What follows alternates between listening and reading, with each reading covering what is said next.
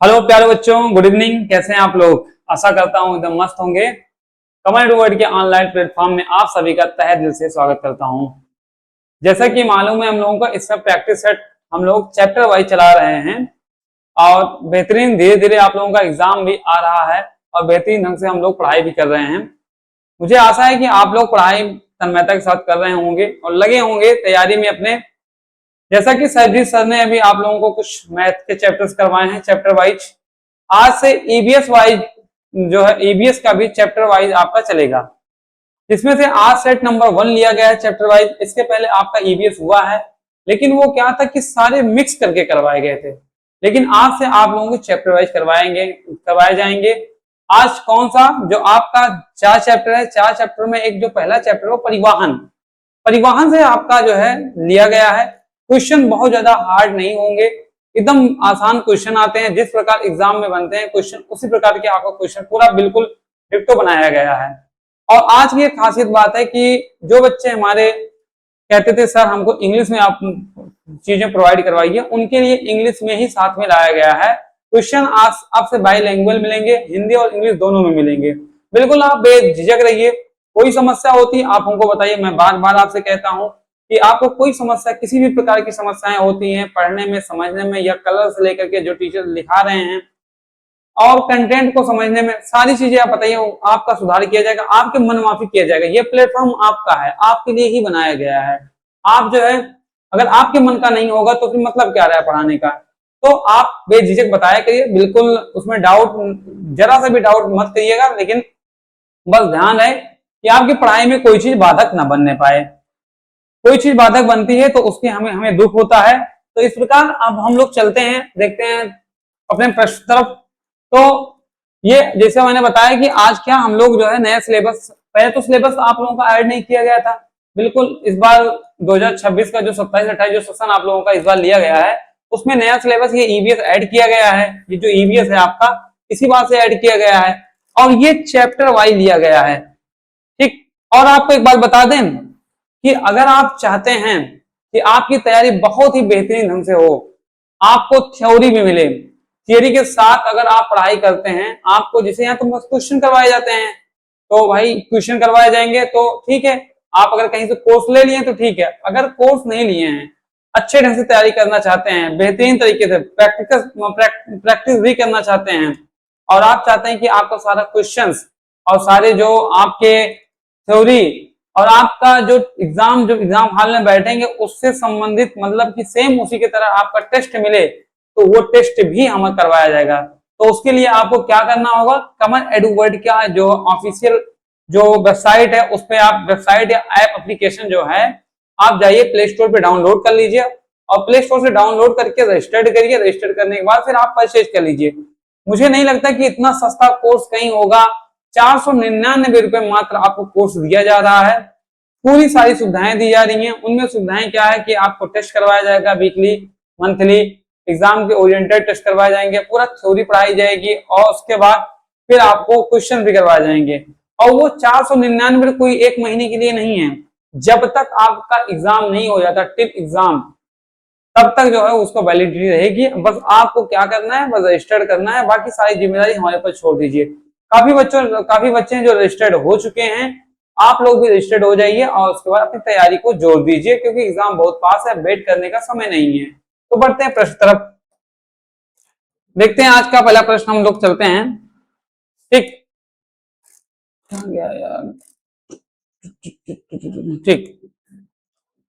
और ये जो मैं आपको बताया था, ये बैच जो है आपका ये 15 अगस्त से स्टार्ट हुआ है। ठीक, इसकी प्राइस जो रखी गई थी वो 1499 रुपए गई थी, लेकिन अब इसका कोर्स मार्क 499 रुपए कर दिया गया है। सब मतलब सभी को ध्यान में रखते हुए, चाहे वो अमीर चाहे गरीब हो।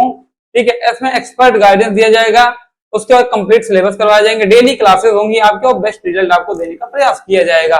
यदि आप बैच नहीं लेते हैं तो आपके लिए 30 प्रैक्टिस सेट रेडी किए गए, इनको आप जरूर परचेज कर लें और जल्दी से जल्दी जो है अपनी तैयारी पर आगे बढ़ाएं, अच्छे से तैयारी करें। ठीक है, तो बढ़ते हैं, अब देखते हैं, फिर उसके बाद बाकी आप लोग लाइक सब्सक्राइब जरूर कर लीजिएगा, इसको मत भूलिएगा।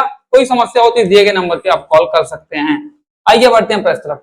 आज का ये रहा पहला प्रश्न।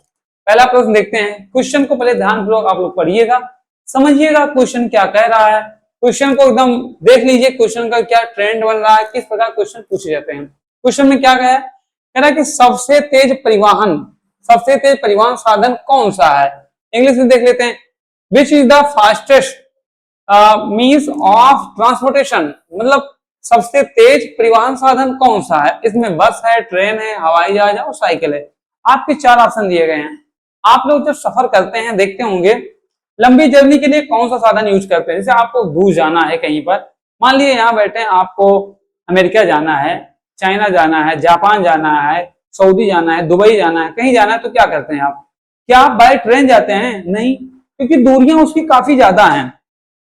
तो क्या करते हैं, हम हवाई जहाज का प्रयोग करते हैं। हवाई जहाज क्या होता है, उसकी स्पीड काफी ज्यादा होती है और काफी स्पीड के साथ निकलती है। तो सबसे तेज साधन कौन सा होता है, वो हमारा होता है हवाई जहाज होता है। ठीक। और जो ट्रेन होता है, एक राज्य से दूसरे राज्य, मतलब अपने देश के अंदर अगर आप सफर करना चाहते हैं तो उसके लिए मेरे हिसाब सबसे ज्यादा बेटर क्या होता है, वो आपका ट्रेन होता है। ठीक है। और जैसे क्या होता है ये कि देश के अंदर सफर करने के लिए, इन कंट्री अगर आप सफर करना चाहते हैं देश में सफर करने के लिए, ओके। साइकिल क्या होता है, साइकिल को क्या होता है, ये एनवायरमेंट जिसे होता है, हमारे जो हमारा पर्यावरण है उसका फ्रेंडली माना जाता है, एनवायरमेंट फ्रेंडली होता है, कोई नुकसान नहीं करता है, छोटी दूरी के लिए, मीन कह सकते हैं कि छोटी दूरी के लिए, ओके। और ये जो बस होता है, ये भी जो होता है क्या होता है, जैसे अगर हमको एक जिले से दूसरे जिले, जिले से जिले या राज्य से राज्य भी कह सकते हैं, जिले से जिले के लिए, ओके। तो ये जिले से जिले के लिए और राज्य से राज्य के लिए सबसे बेटर ये होता है, देश से एक देश में सफर करने के, राज्य से दूसरे राज्य जाने के, तीसरे चौथे, और एक जिले दूसरे तीसरे जिले के बस का सफर करते हैं। लेकिन दूर हमें कहीं जाना तो उसके लिए हम हवाई जहाज का प्रयोग करते हैं। तो इस प्रकार हमारा ऑप्शन नंबर सी सही होता है। सबसे तेज परिवहन साधन कौन सा है, वो हवाई जहाज है।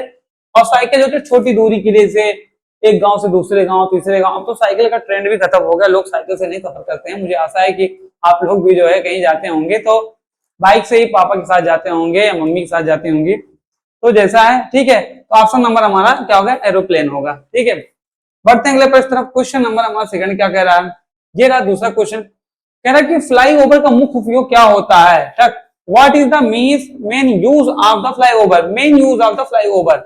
तो कह रहा है कि फ्लाई ओवर जो आप देखते हैं, फ्लाई ओवर होता क्या है, फ्लाई और ओवर मतलब ऊपर से जो जाता है, जो रास्ते बनाए जाते हैं उनको फ्लाई ओवर कहते हैं। कभी नदियों के ऊपर बनाए जाते हैं, सड़क जब ट्रेन नीचे से ट्रेन गुजरती है उसके ऊपर बनाए जाते हैं ब्रिज।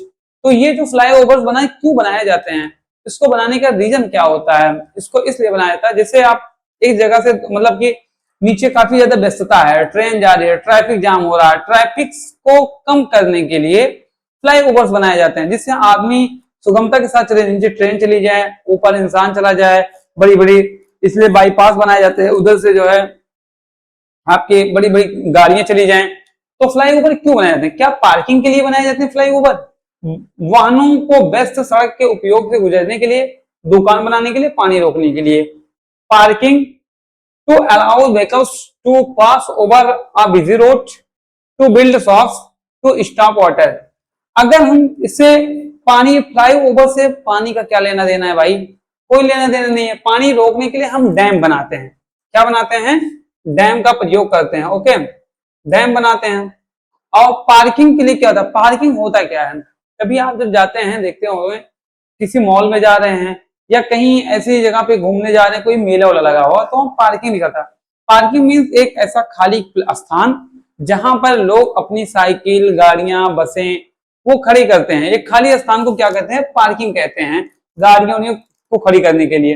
अच्छा, दुकान, फ्लाई ओवर का दुकान से मतलब क्या मतलब होगा, दुकान बनाने के लिए जो होता है वो एक घर की जरूरत होती है, इससे कोई नहीं। फ्लाई ओवर का मेन काम होता है, क्या होता है, वो वाहनों को व्यस्त सड़क के ऊपर से गुजरने के लिए, ठीक है, किस लिए, to allow vehicles to pass over a busy road, जहां रोड व्यस्त होती है, लोग काफी ज्यादा उस पर ट्रैफिक होते हैं, बहुत सारी बसें, गाड़ी, से बड़ी बड़ी सिटियों में देखिए शहरों में जाइए, आप देखिए वहां पे इतनी भीड़, इतनी क्राउड हो चुकी है, इतनी पॉपुलेशन हो चुकी है भाई साहब, मतलब दो हमारा तो सिर दर्द करने लगता है अगर कहीं देखते हैं इतनी ज्यादा भीड़ हो गई है। तो क्या होता है, तो उसके लिए फ्लाईओवर करते हैं, आप उससे आसानी से इंसान, कुछ लोग, कुछ गाड़ियां नीचे से गुजर जाती है, कुछ ऊपर से गुजरती हैं। ठीक, हमारा ऑप्शन नंबर बी हमारा करेक्ट आंसर होगा। आगे बढ़ते हैं क्वेश्चन नंबर थर्ड तरफ। क्वेश्चन नंबर थर्ड मेरा क्या कह रहा है, कुछ क्या निम्नलिखित में कौन सा सार्वजनिक परिवहन का उदाहरण है, which of the following an example of public transport, transport. ठीक, पब्लिक ट्रांसपोर्ट, सार्वजनिक परिवहन क्या है। अच्छा, पहले हम ये बात समझे कि सार्वजनिक परिवहन होता क्या है। अच्छा, सार्वजनिक जानते हैं ना, कहते हैं कहा तुम्हारा है, कभी कभी कहते हैं तुम्हारे बाप का है, ये सार्वजनिक है। कभी गांव में जो लड़ाई होती है, कहते हैं जैसे तालाब हो गया, कुआं हो गया, या सरकारी नल जो लगे होते हैं, कहते हैं तुम्हारे बाप की चीज नहीं, ये सरकारी सामान है। मतलब लड़ाइयों में लोग कहते हैं, उस तरह नहीं कहते हैं। तो सरकारी सार्वजनिक सामान का मतलब होता है कि उस पर सबका अधिकार हो, किसी एक इंसान का अधिकार नहीं होता है। जैसे कि खासकर जब सरकारी चीजें होती हैं, या गांव के काफी लोग या उस मोहल्ले के काफी लोग चीज मिलकर बनाते हैं। जैसे आप जाएंगे कॉलोनियों में, शहरों में जाएंगे, जो कॉलोनी बनी होती है, उन कॉलोनियों में क्या होता है कि एक कॉलोनी के लोग मिल करके क्या करते हैं, एक गेट कीपर रखते हैं, वहां पर बैरियर लगवाते हैं, इससे फालतू लोग आ ना सके, या रोड अच्छी सी बनवाते हैं। तो क्या होता है, जब रोड पे अगर मान लो कोई जा रहा है, किसी को अगर मना किया जाए कि भाई इससे तुम मत चलो, तो कहते हैं क्या तुम्हारी अकेले की है, ये सबकी है, सार्वजनिक चीजें हैं। तो सार्वजनिक मतलब जिस पर सबका अधिकार हो। तो ये पूछना निम्न में कौन सा सार्वजनिक परिवहन है। अब सार्वजनिक समझ में, तो परिवहन क्या होता है, पूरा सार्वजनिक परिवहन। अब आप लोग बताइए सार्वजनिक परिवहन क्या होगा। ऐसी चीजें जिन्हें हम केवल पर्टिकुलर अपने घर में नहीं रख सकते हैं, जिनसे हम केवल खुद अपनी यूज में नहीं रह सकते, अगर कोई भी उसमें बैठना चाहे तो बैठ सकता है, सफर कर सकता है। तो जैसे निजी कार, ये क्या होता है, ये अपनी संपत्ति होती है, सार्वजनिक ये सार्वजनिक नहीं होती है, व्यक्तिगत संपत्ति होती है। निजी कार क्या है, व्यक्तिगत संपत्ति। लेकिन जो ये मेट्रो ट्रेन हमारी है, मेट्रो ट्रेन क्या होती है, ये पब्लिक प्रॉपर्टी होती है। ठीक है, क्या होता है, ये पब्लिक होती है, पब्लिक प्रॉपर्टी, जैसे पब्लिक ट्रांसपोर्ट होता है। ठीक, पब्लिक। और जो साइकिल होती है, ये हर घर में साइकिल होती है, कौन यहाँ सरकार थोड़ी साइकिल चलवा रही है। ये भी जो होता है, ये अपना पर्टिकुलर पर्सनल होता है। स्कूटर भी सबका पर्सनल ही होता है। लेकिन इसमें सार्वजनिक संपत्ति परिवहन में कौन कौन से आ सकता है, ये पब्लिक ट्रांसपोर्ट में और क्या क्या आ सकता है, हमारा ट्रेन आ सकता है, और क्या आ सकता है, बस आ सकती है, और क्या आ सकती है, एरोप्लेन आ सकती है,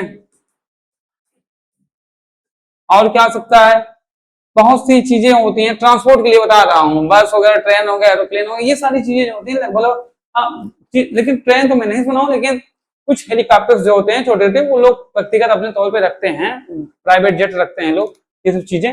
लेकिन ट्रेन हो गया, बस हो गया, ये सब प्राइवेट भी बसें होती हैं, लेकिन सार्वजनिक भी होती हैं। आगे बढ़ते हैं, क्या कह रहा क्वेश्चन नंबर 4, क्या कह रहा सड़क पार करते समय हमें क्या करना चाहिए। आप स्कूल जा रहे हो, या कहीं मेला घूमने जा रहे हो, या फिर कहीं ऐसी जगह आप घूमने जा रहे हो जहां मतलब बहुत ज्यादा भीड़ हो, या चौड़ी रोड हो, पतली रोड हो, किसी भी प्रकार की रोड हो, तो वह सॉरी, तो कह रहा सड़क पार करते समय में क्या करना चाहिए। जब आपको सड़क पार करना पड़ा तो वहां क्या करेंगे, क्या आप दौड़ेंगे तेज से।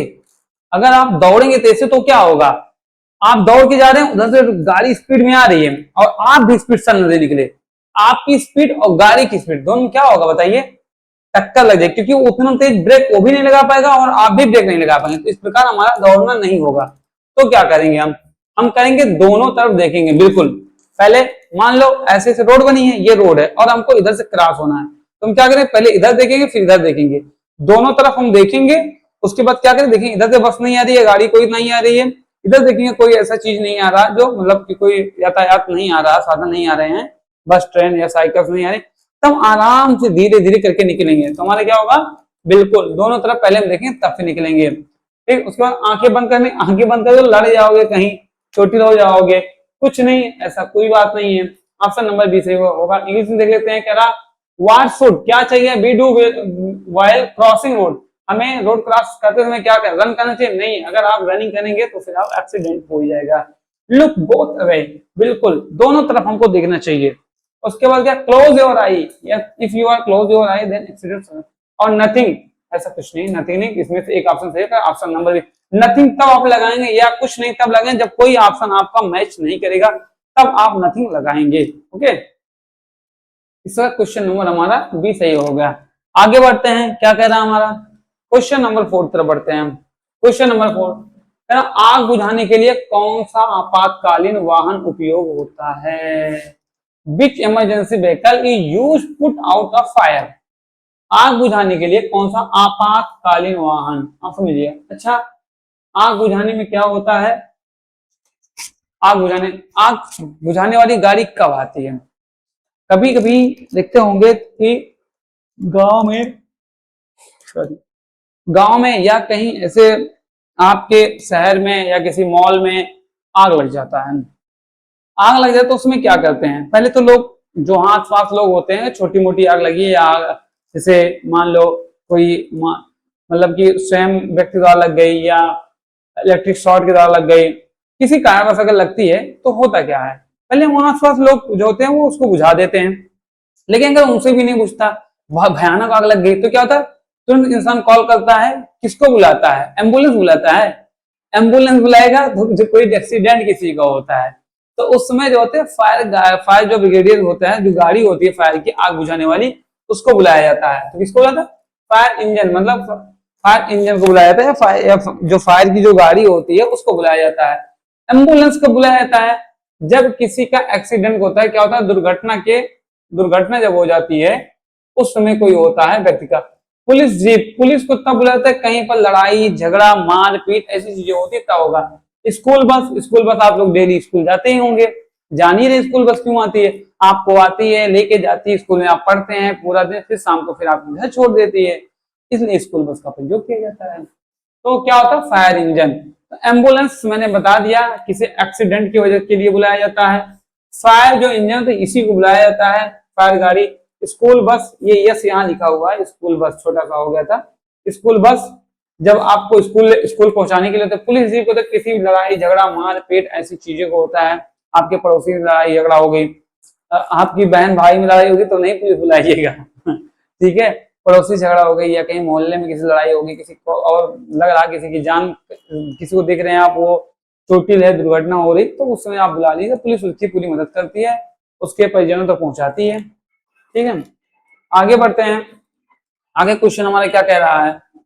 क्वेश्चन फिर बढ़ते हैं, इसका हो गया क्या? ऑप्शन नंबर बी हमारा करेक्ट हो गया। अगला क्वेश्चन लेते हैं। क्वेश्चन नंबर 9 क्या कह रहा है? कह रहा भारत की कौन सी नदी समुद्र में नहीं मिलती?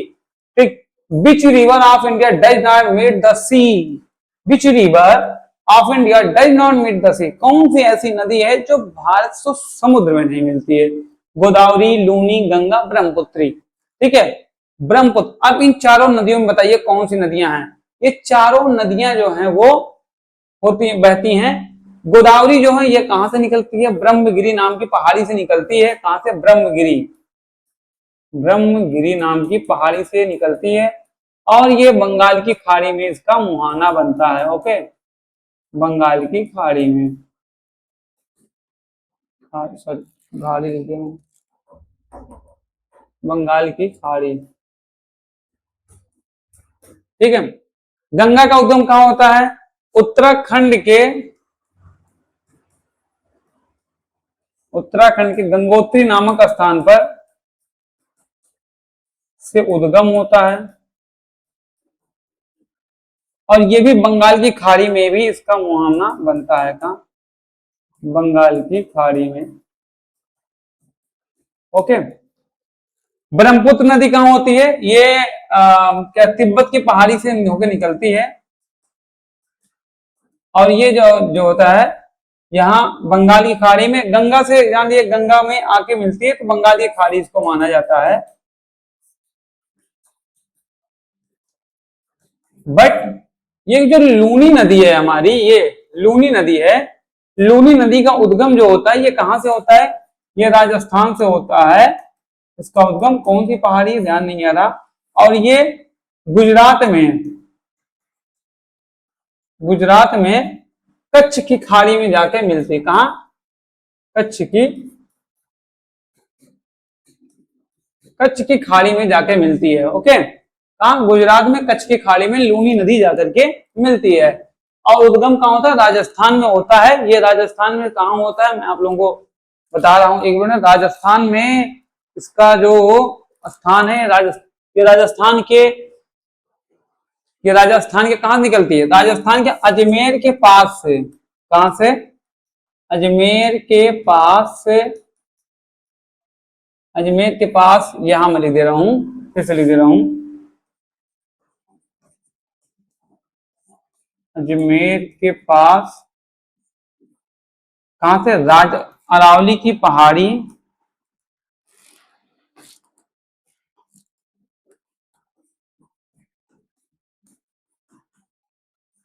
अरावली पहाड़ी के, अरावली पहाड़ी के एक छोटी पहाड़ी है। कौन सी? वो नाग पहाड़ी। नाग पहाड़ी से, नाग पहाड़ी से निकलती है। ओके,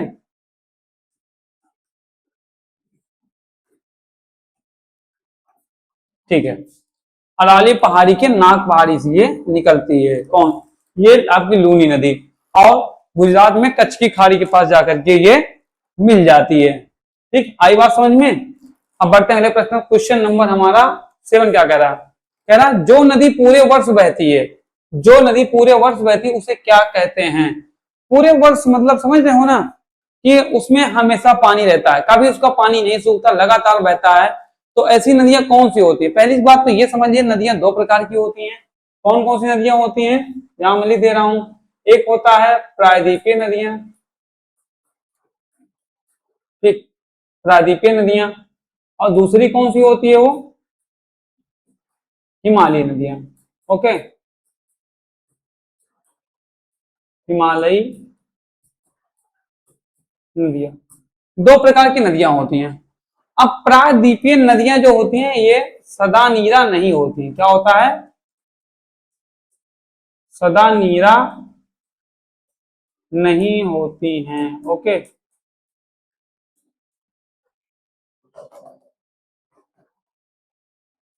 सदा नीरा नहीं होती हैं, ये बात समझ लीजिए। बट जो हिमालयी नदियां होती हैं क्या होती हैं? ये सदा नीरा होती हैं। अब ये सदा नीरा होती क्यों है ये बताइए? सदा नीरा ये इसलिए होती है क्योंकि जो हमारा हिमालय पे जो ग्लेशियर है, जो पिघलता है, तो पिघल कर उसकी जो पानी निकलता है वो पानी लगातार बहती रहती है। जैसे गंगा नदियां हो गई, यमुना नदी, सारी हिमालय नदियां हैं। तो हिमालय नदियां जो होती हैं वो हिमालय से निकलती है, उसमें सदा पानी मतलब हमेशा पानी रहता है। लेकिन जो प्रायद्वीपीय नदी होती है सदा नीरा नहीं होती है, किसी पहाड़ी से निकलती हैं, किसी ऐसे इलाके से निकलती हैं तो जिसमें पानी नहीं रहता, तो उन्हें क्या कहते हैं? हम सदा नीरा न कहते हैं। ठीक, what is a river that follow through out the year called? मतलब ऐसी नदियां कौन सी हैं जो सदा हमेशा उससे पानी बहता रहता है? सीजनल रिवर, जो मौसमी नदियां होती हैं, जब जब बारिश का मौसम आया उस समय उसमें होता है। इसमें हमेशा पानी नहीं होता है, कभी कभी पानी होता है सीजनल रिवर्स में। जैसे इसमें बारिश का मौसम चल रहा है, बरसात हो रही है, रेनफॉल हो रहा है, तो उसमें क्या हो रहा? तो आप देख रहे हैं छोटी छोटी जो नदियां होंगी उनमें पानी से, गांव के नदी और उससे नहर, इन सब में हो जाता है। इनको तो किसी पर्टिकुलर मौसम में होता है।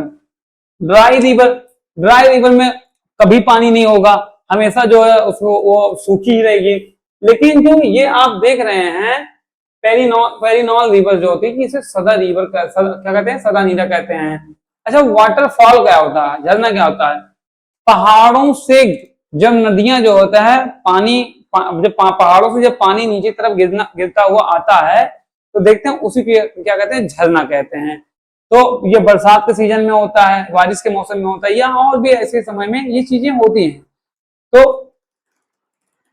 अभी आप सॉरी साउथ तरफ आप चले जाइए, जहां या साउथ हो गया या फिर भारत के ये बुंदेलखंड इलाकों में चले जाइए, वहां सब ठीक ठाक मतलब ये सब बनता है। फिर इधर पूर्वी इलाकों में चले जाइए तो ईस्टर्न इलाकों में तो मेघालय, ये सब मिजोरम, जहाँ खाड़ी, ये सब में वाटरफॉल वहां बनते हैं। तो लेकिन जैसे उत्तर प्रदेश है, उत्तर प्रदेश एक मैदानी इलाका है, खासकर अवध पूर्वांचल, ये सब क्या मैदानी इलाका है, यहाँ सब जो है वाटरफॉल नहीं बनते हैं। जहाँ पहाड़ी इलाके होते हैं वहीं पर वाटरफॉल बनते हैं। आई बात समझ में, इतना चीजें समझ में आ गई। आइए बढ़ते हैं अगले अगले क्वेश्चन तरफ। ये रहा आज का क्वेश्चन नंबर 8। क्वेश्चन नंबर 8 हमारा क्या रहा, टाइम के क्वेश्चन क्या कह रहा है, क्वेश्चन पे ध्यान दीजिएगा आप लोग। क्वेश्चन कह रहा नदी में बांध बनाने से क्या होता है। अब एक क्वेश्चन ये आ गया ना, what happen when a dam is build on a river. What happen when a dam is build. Dam, सबसे पहले सोचिए डैम होता क्या है, what is a dam. Dam होता क्या है, डैम ऐसी चीज है जैसे जब कहीं नदी किसी नाल बह रही, पानी बह रहा है, तो उसको रोकने के लिए, पानी को इकट्ठा करने के लिए हम जो है डैम का निर्माण करते हैं। अच्छा डैम बनाए क्यों जाते हैं, डैम के मल्टीपर्पज यूज हैं। जैसे कि अब आपको बताऊं, डैम बनाकर जब पानी को इकट्ठा किया तो क्या होता है, बिजली पैदा की जाती है। डैम बनाकर क्या किया जाता है, किसी इलाके में बाढ़ वाले इलाकों को जो है उसके पानी को नियंत्रित किया जाता है। बाढ़ बनाकर उस पानी को जो है किसी सूखा वाला इलाका क्षेत्र है वहां पर पानी को डाइवर्ट किया जाता है, उस तरफ मोड़ा जाता है। तो डैम बनाने के बहुत सारी यूज है। अगर आप चाहते हैं कि पूरा आपको डिटेल से समझाया जाए, पढ़ाया जाए, तो आप जल्द से जल्द बैच को ज्वाइन करिए। 15 अगस्त से आपको बैच ज्वाइन हो गया था। इतना सस्ता बैच कहीं नहीं मिलेगा, 499 रुपए में आपका बैच है। अच्छे से आपको समझ में आएगा, सब कुछ उसमें पूरा डिटेल से समझाया गया है। आप लोग जाइए और देखिए, बैच को ज्वाइन करिए। आपको सारी वीडियोस उसमें आपको मिलेंगी, अच्छे से समझाई जाएंगी, डिटेल समझाया जाएगा, क्वेश्चन करवाए जाएंगे आपके। तो आप देरी ना करें और जल्द से जल्द बैच को ज्वाइन करें। बैच को ज्वाइन करने का तरीका फिर से बता दे रहा हूं। प्ले स्टोर पे जाइए, कमल एडू वर्ल्ड का नाम की एक वेबसाइट है, सॉरी एप्लीकेशन है, जिसे आप लोग ऐप बोलते हैं, उसको डाउनलोड कर लीजिए। जिस प्रकार आपका व्हाट्सएप, टेलीग्राम, फेसबुक होता है, उसी प्रकार कमल एडू वर्ल्ड का एक ऐप है, आप डाउनलोड करिए प्ले स्टोर से और अपना रजिस्टर्ड करिए और बैच को परचेज कर सकते हैं आसानी से, कोई इसमें दिक्कत नहीं है। तो क्या कहता है कि नदी में बांध बनाने के क्या होता है, बनाने से क्या होता है, what happen when a dam is built on river. क्या होता है, मैंने अभी आपको बताया, नदी सूख जाती है। नहीं भाई, नदी सूख नहीं जाती है। सूखी नदियों पर डैम नहीं बनाए जाते। जहां पर जिन नदियों में पानी बहता है उन्हीं पर डैम बनाए जाते हैं। तो ये ऑप्शन नंबर हमारा ए गलत हो गया। ठीक है, दूसरा क्या कह रहा है, water is store and use in the dry season. बिल्कुल बात सही है। एक ये भी फायदा होता है, क्या होता है कि जो नदियां हैं, जो पानी है, उनको क्या किया जाता है, उन पानी को इकट्ठा किया जाता है और जब बरसात का मौसम चला जाता है, बारिश का मौसम चला जाता है, रेन सीजन जो होता है वो चला जाता है, तो क्या होता है, उन पानी को यूज किया जाता है। फैक्ट्रियों में उन पानी का यूज किया जाता है, जानवरों के लिए यूज किया जाता है, बहुत मल्टीपर्पज यूज किया जाता है, बिजली बनाने के लिए प्रयोग किया जाता है। तो क्या होता है, water store and use in the dry season. बिल्कुल बात सही है। हिंदी में देख लेते हैं, कह रहा पानी संग्रहित होकर सूखे मौसम में उपयोग किया जाता है। राइट, गुड, ठीक। थर्ड ऑप्शन क्या कह रहा है, the river change into the direction. नदी की दिशा उलट जाती है। नहीं, नदी की दिशा नहीं उल्टती, नदी तो उसी दिशा में बह रही है, बस पानी को रोक दिया जाता है, दूसरी नदियों में इसको जो है ट्रांसफर कर दिया जाता है, इसको मोड़ दिया जाता है। तो ऑप्शन नंबर ये भी गलत होगा। चौथा कह रहा मछलियां बढ़ जाती हैं, फिश इंक्रीजेस। नहीं, मछलियां बढ़ती नहीं है, मछलियां उतनी ही रहती है, बस उनको पकड़ना आसान हो जाता है। डैम बन जाता है, मछलियां भी इकट्ठा हो जाती हैं, इस वक्त उनको पकड़ना आसान हो जाता है। ठीक, आइए बढ़ते हैं अगले प्रश्न तरफ। क्वेश्चन नंबर हमारा ये रहा आज का 9। क्वेश्चन नंबर 9 क्या कह रहा, खेतों से बहकर आने वाली, क्या कह रहा, खेतों से बहकर आने वाली रासायनिक खाद नदी में मिलाने से क्या होता है। अब बताइए, बहुत ही खतरनाक सवाल है।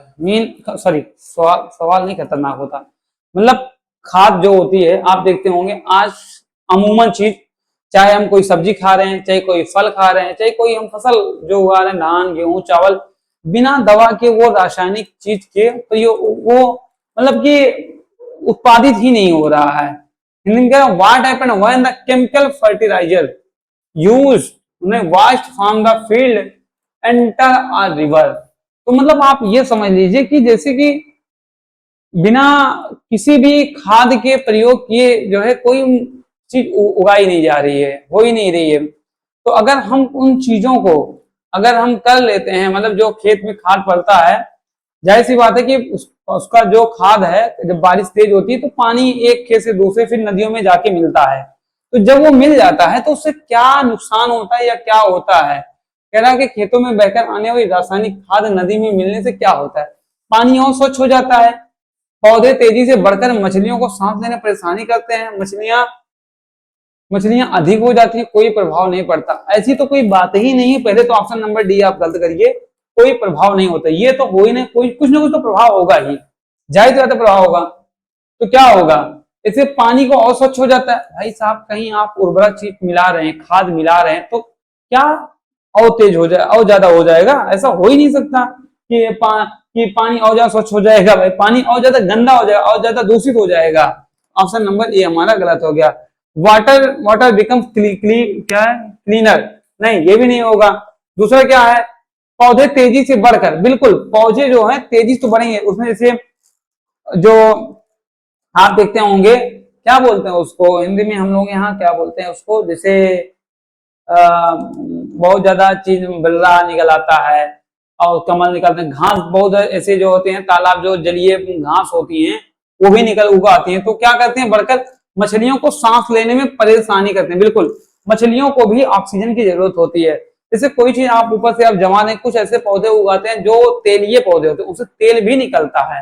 आपको इसमें बरसात सीजन में एक बिरला नाम का एक ऐसा होता है, जलीय होता है, उसका जो बीज होता है बिल्कुल मस्टर्ड जो होता है, सरसों, उसकी तरफ से छोटे छोटे बीज होते हैं, उनमें ऑयल पाया जाता है। तो ये ऐसी चीजें जो जब उग जाती हैं उसमें रासायन पा करके, मतलब मीन फर्टिलाइजर जो केमिकल फर्टिलाइजर्स जो पाती हैं, तो होता क्या है कि काफी ज्यादा ग्रो कर जाती है। तो उसके अंदर जो सिर्फ मछलियां नहीं, जितने भी जलीय जीव हैं, मछली हो गई और मतलब बड़ी यहाँ केकड़ा भी होता है, उसके बाद सांप हो गए, और भी चीजें ऐसे जलीय जीव होते हैं, सबके लिए ऑक्सीजन पहुंचना मुश्किल हो जाता है।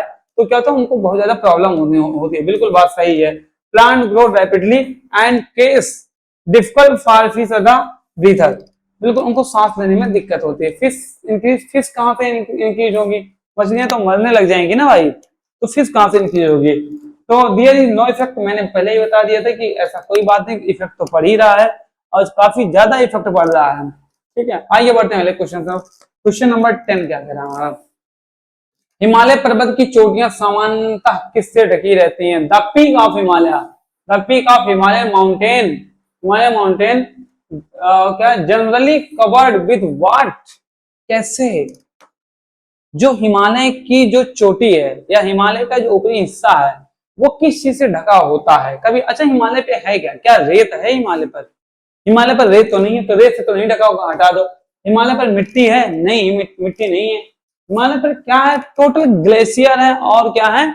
जो पहाड़ पत्थर है वो चीजें, घास तो नहीं है। तो क्या है? वो बर्फ से ढका होता है। जो हमारा हिमालय होता है स्नो जो होता है उसी से होता है। और वही स्नो जो होता है जब मेल्ट होता है तो क्या होता है? नदियों में जो है वो बहता है पानी। तो फिर वो नदियां और जो इससे जुड़ी हुई नदियां होती हैं उन्हें क्या कहते हैं? उन्हें हम सदा नीरा कहते हैं।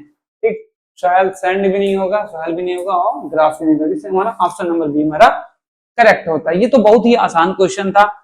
तो ऐसे क्वेश्चन जो होते हैं आपके टाइम बचाते हैं, तो इनको जो जरूर किया करिए और टाइम बना के आगे बढ़ जाना चाहिए हमें।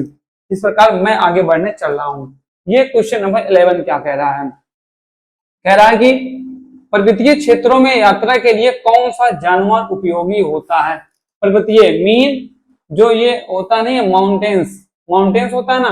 कभी आप गएंगे केदारनाथ, आप जाइए, या फिर जो यहाँ केदारनाथ चले जाइए, या उत्तराखंड साइड आप जाइए, ठीक है, वैष्णो देवी आप चले जाइए, तो वहां पर आप देखते चढ़ाई करना पड़ता है। जब आप ऊपर चढ़ाई करेंगे तो कैसे? पैदल चढ़ना दुश्वार हो जाता है। तो क्या होता है? जो हमारे भाई कुछ वहां पर हमारी मदद के लिए होते हैं, वो खड़े होते हैं, पिट्ठू उन्हें बोलते हैं, पिट्ठू पे बैठ के लेके जाते हैं। अब तो मतलब हेलीकॉप्टर से लोग जाने लगे हैं, बैठा के ले जाते हैं। लेकिन पहले क्या होता था? लोग पिट्ठू, इंसान पीठ पे बैठाता था, उसको लेके जाता था उनको, या फिर जो वो होते हैं, क्या कहते हैं इनको, मतलब वहां पर जानवर चले जाते हैं। कौन से जानवर? खच्चर हो गए, घोड़े हो गए, इन सब जो हल्के जानवर होते हैं जिनको चढ़ने में ज्यादा दिक्कत नहीं होती, वो आसानी से चढ़ते चले जाते हैं।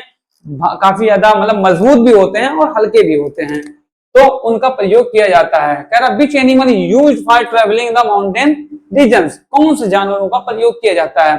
तो क्या हम ऊंट का करेंगे? ऊंट जो होता है इसे हम क्या कहते हैं, रेगिस्तान का जहाज कहते हैं। अच्छा, रेगिस्तान का जहाज क्यों कहते हैं ऊंट को?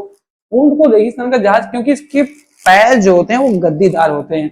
मीन गद्दीदार मतलब आप समझ रहे हैं कि थोड़ा सा स्पंची होते हैं, स्पंज इनके होता। तो रेगिस्तान में क्या होता है, रेत होती है।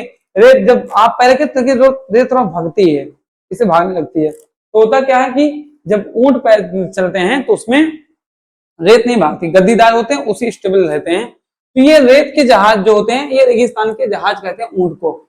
याक बहुत ही भारी भरकम होता है, ये चढ़ाई ही मजबूत तो होता है बट ये चढ़ाई नहीं कर पाएगा। तो ये जो होता है ये कहाँ पाते हैं, ये जो होते हैं डेजर्ट में पाए जाते हैं, रेगिस्तान में पाए जाते हैं। ओके,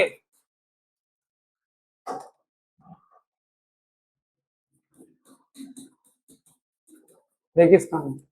याक तो यहाँ हाथी जो होता है काफी ज्यादा भारी भरकम होता है, इसलिए हाथी भी आपका नहीं होगा। क्या होता है, ये बहुत ज्यादा भारी होता है। ओके, अब बचता क्या, घोड़ा। बिल्कुल, घोड़ा हमारा करेक्ट होता है। घोड़ा जो होता है ये बहुत ही मजबूत होता है और आसानी से ये ऊपर ऊपर चढ़ाई कर भी लेता है। तो इस प्रकार से हमारा घोड़ा जो है हमारा करेक्ट आंसर होगा। हॉर्स होगा, ये एलिफेंट नहीं होगा, याक भी नहीं होगा और कैमल भी नहीं होगा, कैमल भी नहीं होगा। ओके, 11 क्वेश्चन मेरे कंप्लीट होते हैं। आइए बढ़ते हैं क्वेश्चन तरफ। ये रहा क्वेश्चन नंबर 12। निम्नलिखित में से कौन सा वृक्ष पर्वतीय क्षेत्र में पाया जाता है? Which of the following trees found in mountain region. पर्वतीय इलाकों में कौन सा वृक्ष पाया जाता है, आप लोग बताइए। पर्वतीय इलाका मतलब आप पर्वत इलाकों में जो जाते हैं, जैसे आप केरल में चले जाइए, तमिलनाडु चले जाइए, उत्तराखंड में चले जाइए, इन सब इलाकों में अगर आप जाएंगे तो वहां पर ये आपके आम, महुआ, पीपल, बरगद ये तो मिलेंगे नहीं, ठीक। तो वहां पर कौन कुछ डिफरेंट वृक्ष पाए जाते हैं पर्वतीय इलाकों में, तो वही पूछा कौन सा। तो ये जो खेजड़ी नाम का पौधा है, खेजड़ी नाम का, सॉरी खेजड़ी जो होता है ये आप संगलत होगा। खेजड़ी जो होता है वो रेगिस्तानी इलाकों में पाया जाता है। रेगिस्तानी क्षेत्र में खेजड़ी नाम का पौधा पाया जाता है। ये जो पाइन है, पाइन समझ रहे हैं आप, पाइन जो है ये हमारा कहाँ पाया जाता है, ये माउंटेन रीजन में पाया जाता है। कहाँ पाया जाता है, ये पर्वतीय इलाकों में पाया जाता है। ओके, पर्वतीय क्षेत्र में ये पाया जाता है। बट ये जो नारियल है, नारियल कोकोनट कहाँ पाया जाता है? कोकोनट जो होता है वो सी एरिया में पाया जाता है। सी एरिया जैसे समुद्री इलाके हो गए, आप चले जाइए जितने भी तटीय क्षेत्र हैं उधर जो होता है ये पाए जाते हैं ये कोकोनट। मैंगोज जो होता है ये मैदानी इलाकों में पाए जाते हैं। कहाँ पाया जाता है ये? मैदानी इलाकों में, मैदानी क्षेत्र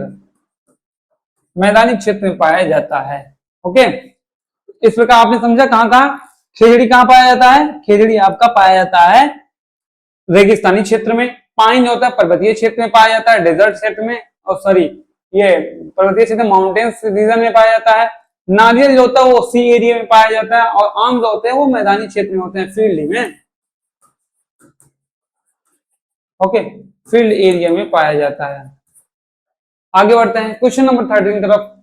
ये रहा क्वेश्चन नंबर 13। क्वेश्चन नंबर 13 का करा, जल में रहने वाले जीव जंतुओं में तैरने के लिए क्या होता है? अच्छा, जल में जल में कौन कौन से जीव रहते हैं बताइए। जीव जंतुओं में तैरने के लिए क्या होता है?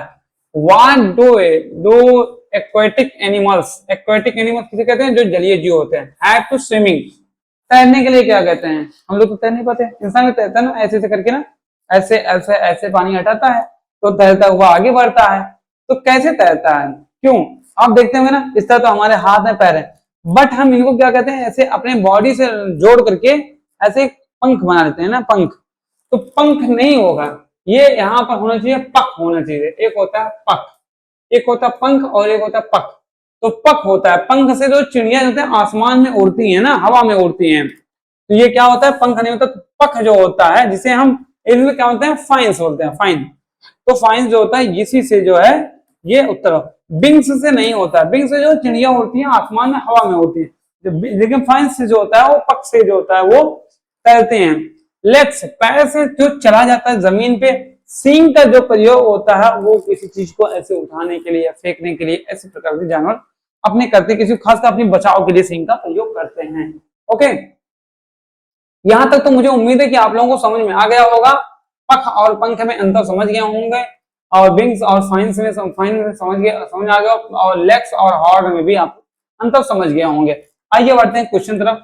क्वेश्चन नंबर 14 है, मे भी इसको 15 कर दिए हैं, 13 हो चुका है, ये 14 क्वेश्चन नंबर ये 14 है। क्या रेगिस्तान का जहाज किसे कहा जाता है? अभी मैंने आपको बताया ना, रेगिस्तान का जहाज किसे कहा जाता है? किसको कहा जाता है? ऊंट को कहा जाता है ना, कैमल को कहा जाता है।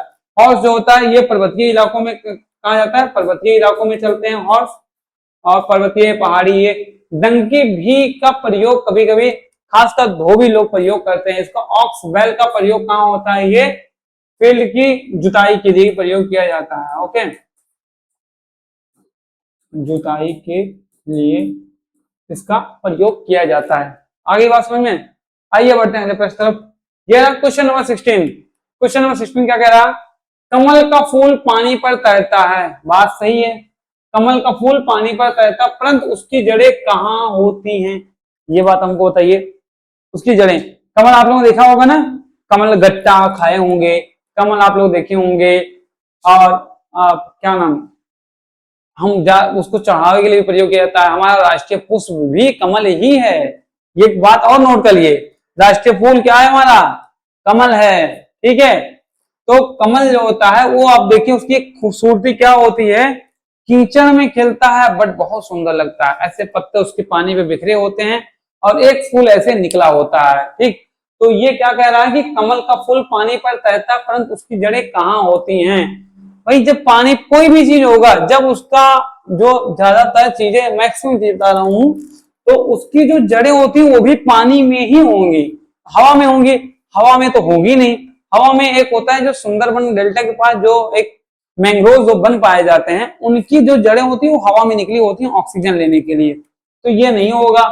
ऑप्शन नंबर 2 क्या? तालाब के तल में, पत्तियों में, पानी की सतह पर, पानी की जो सतह होती है ऊपर, उसकी पानी की सतह पर उसकी पत्तियां होती हैं। कमल की पत्तियां जो होती हैं वो पानी की सतह पर होती है, कमल की पत्तियां। बट इसका तालाब के तल में क्या होता है? ये इसकी जड़ें होती हैं। किसकी? कमल की जड़ें, रूट्स जो होते हैं। कह रहा लोटस फ्लावर्स ना, lotus flower flowers on water but where are its roots? उसके रूट्स कहाँ होते हैं? In the air? नो। ठीक, at the bottom of the pond? Yes correct, at the bottom of the pond. In the leaves? कह रहा पत्तियों में? No, पत्तियों में उनकी जड़ें नहीं होती हैं। On the water surface? No भाई, वाटर सरफेस उनकी पत्तियां होती हैं। तो जो लोटस होता है उनके लीव्स जो होते हैं वो ऑन द वाटर होते हैं। इस प्रकार आज आपके टोटल 15 क्वेश्चन थे, ये नंबर 16 है, ये गलत हुआ, इसको 15 आप लोग कर लीजिए। तो 15 क्वेश्चन टोटल आज आपके लिए गए थे और ये 15 क्वेश्चन आपके तैयार हुए। आगे बढ़ते हैं। अब बाकी ये रहा आज आपका बैच। आपको फिर से मैं एक बात बता दे रहा हूं कि बैच आप लोग जल्द से जल्द ज्वाइन कर लीजिए। बैच आपका आ चुका है, 499 प्राइस रखी गई है। मुझे नहीं लगता कि इंडिया की ऐसी कोई कोचिंग हो जो इतनी सस्ते में पूरा इतनी सारी सुविधा के साथ और आपको सारी फैसिलिटी के साथ जो दे रही है। और मेरी फैकल्टी जो है, जो टीचर्स हैं, सारे के सारे नवोदय के ही पढ़े हुए हैं, कोई कहीं बाहर से नहीं पढ़ के आया हुआ, सब नवोदय पढ़ाने वाले, मैं स्वयं नवोदय का पढ़ा हुआ हूँ। तो ये और ये बैच आपकी स्टार्ट होगी। अब आप लोग अगर नहीं ले रहे हैं तो बहुत ज्यादा लेट कर रहे हैं, क्लासेस चल रही लगातार, बच्चे के लिए बर्डन बन जाएगा। तो मैं सभी गार्जियन से ये बात का अनुरोध करता हूं कि प्लीज जल्द से जल्द अपने बच्चे के लिए ज्वाइन कर ले। समय नहीं है ज्यादा, 3-4 महीने का टाइम है और क्लासेस चल रही हैं, आप जल्द से ज्वाइन कर लीजिए और बच्चे की पढ़ाई को थोड़ा सा आप रफ्तार दीजिए, क्योंकि अगर अब नहीं रफ्तार देंगे तो दिक्कत हो जाएगी। और एक बात बता दें, जो कक्षा 4 में है इस बार बच्चे पढ़ रहे हैं, अगर वो इस बैच को लेते हैं तो उनके लिए ये जो है, जब तक उनका एग्जाम नहीं हो तब तक ये कोर्स वैलिड रहेगा। आप बेझिझक इस कोर्स को ले लीजिए। उनको मैं 2 साल का टाइम, इस बार भी टाइम लिया, अगले साल का टाइम मिल जाएगा और उनकी तैयारी और ज्यादा बेहतरीन हो जाएगी। तो कक्षा 5 के जो बच्चे हैं उनको ओरिएंटेड बनाया जा रहा है, बट कक्षा 4 में जो तैयारी कर रहे हैं वो भी इस कोर्स को परचेज कर ले, उनके लिए काफी ज्यादा बेनिफिशियल होगा। आगे बढ़ते हैं। बाकी कोई समस्या होती है दिए गए नंबर पे कॉल करें। मैं फिर से नंबर को लिख दे रहा हूं, आप नंबर को नोट कर लीजिए, ऊपर लिख रहा हूं, ये नंबर रहा 8005257808। कोई किसी प्रकार की समस्या होती है आप इस दिए गए नंबर पे कॉल करें और आपको पूरी सहायता दी जाएगी। ठीक है, फिर मिलते हैं अगली क्लास में आपसे। आज के लिए था इतना ही। आप लोग तन्मयता के साथ पढ़ाई करिए और लगे रहिए, ऐसे ही लगे रहिए। आप लोग क्वेश्चन का जवाब देते रहिए।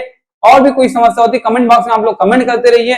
हम आपकी समस्याओं का समाधान करेंगे, क्योंकि यह प्लेटफॉर्म आपका ही है। ये मत सोचिए कि मेरा प्लेटफॉर्म है, यह आपका प्लेटफॉर्म है, आपके लिए बनाया गया है। आपकी समस्याएं यहाँ सुलझाई जाएंगी, किसी और की नहीं। क्योंकि आपको सिलेक्शन देना है, आपको सिलेक्शन लेना है, भविष्य आपको संवरेगा। तो आप वैसे भी बढ़ चढ़ के आप जो है हिस्सा लीजिए और जो है अच्छे से जो है हम इतना कर दीजिए कि हम लोगों को मजबूर कर दीजिए कि आप लोगों के लिए एकदम पूरी तरह से और अच्छा कंटेंट दें। जिस तरह कंटेंट दे रहे हैं आप, और इससे ज्यादा अगर आप इतना अच्छा कर रहे हैं, इतना जवाब सारे क्वेश्चनों को आप दे पा रहे हैं, तो फिर हम और अच्छे से क्वेश्चन करेंगे। मैं चाहता हूं कि इस बार जितने बच्चे हमारे साथ जुड़ रहे हैं सबका सिलेक्शन हो जाए, क्योंकि जो बच्चे जुड़े हुए हैं सब अलग अलग, एक जिले में तो 80 सीट ही होती हैं, या कहेंगे 40 सीटें हैं, लेकिन हमारे साथ राजस्थान के, रांची के और उसके बाद फिर और जगह के बच्चे हमारे साथ जुड़े हुए हैं। तो जैसे कि अभी एक विवेक लड़का है, वो जो है रांची का है। फिर उसके बाद इलाहाबाद के हैं हमारे साथ जुड़े हुए हैं। फिर उसके बाद सुल्तानपुर से हैं, फैजाबाद के सत्यम जो है सुल्तान फैजाबाद से हैं। तो इस प्रकार से सभी लोग जुड़े हुए हैं और आप लोग भी जल्द से जल्द ज्वाइन करिए और बैच का आनंद लीजिए, अच्छी से पढ़ाई करिए, आपका हर तरह की मदद की जाएगी। ठीक है, थैंक यू, मिलते हैं फिर अगली क्लास में। ठीक, बाय बाय।